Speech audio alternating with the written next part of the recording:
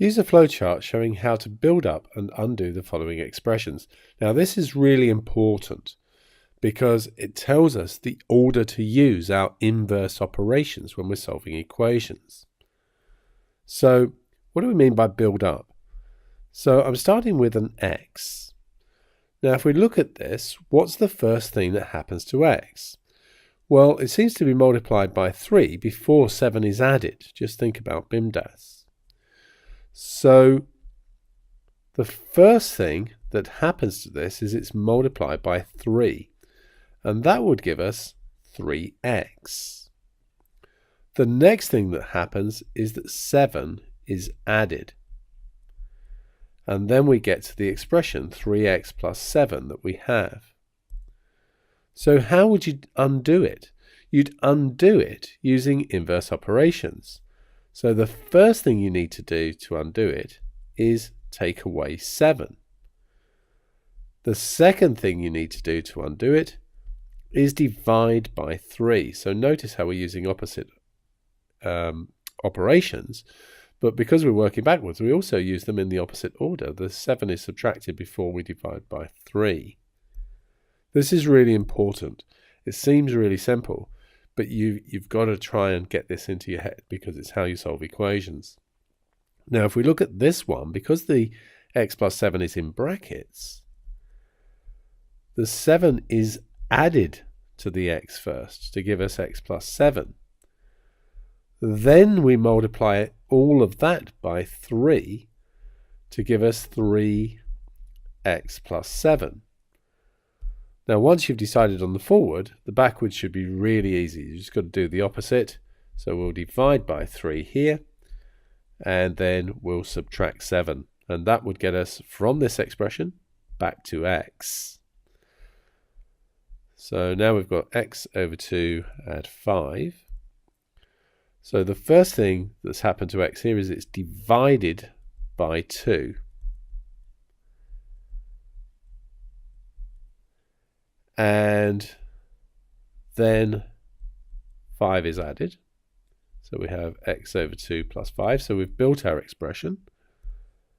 To undo it, come back the other way. We would subtract 5 and we would multiply by 2.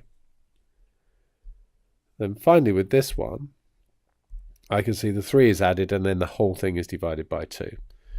So we're going to add 3 to get ourselves to x plus 3, and then we'll divide all of that by 2 to get ourselves x plus 3 divided by 2.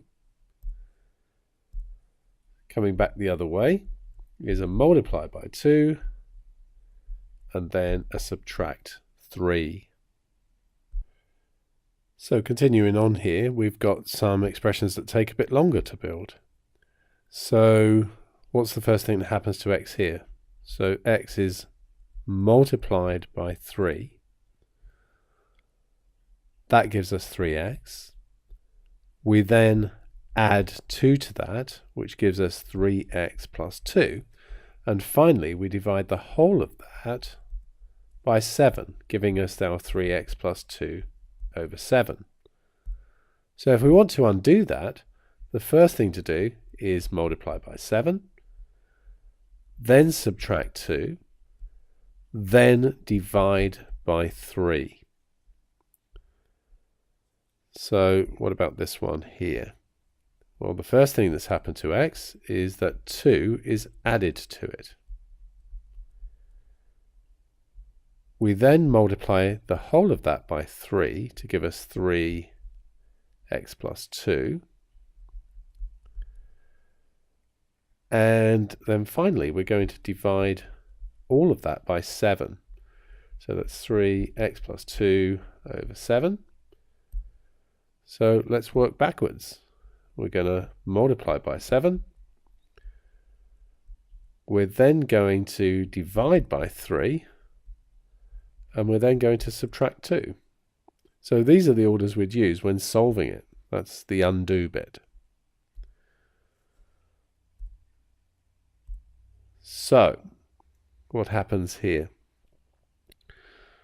Well, that's a minus in there. So there's more than one way of doing this, but the way I'd look at it is that x has been multiplied by -3, which would give us minus 3x. We then divide that by 4, so it's minus 3x over 4. And then think about this too, although it's at the front, it could just as easily be at the back there. So 2 has been added to our expression to give us minus 3x over 4 plus 2, or if you like 2, take away 3x minus 4 as it's written originally. So coming back the other way, we need to subtract 2, we need to multiply by 4, and then we need to divide by -3.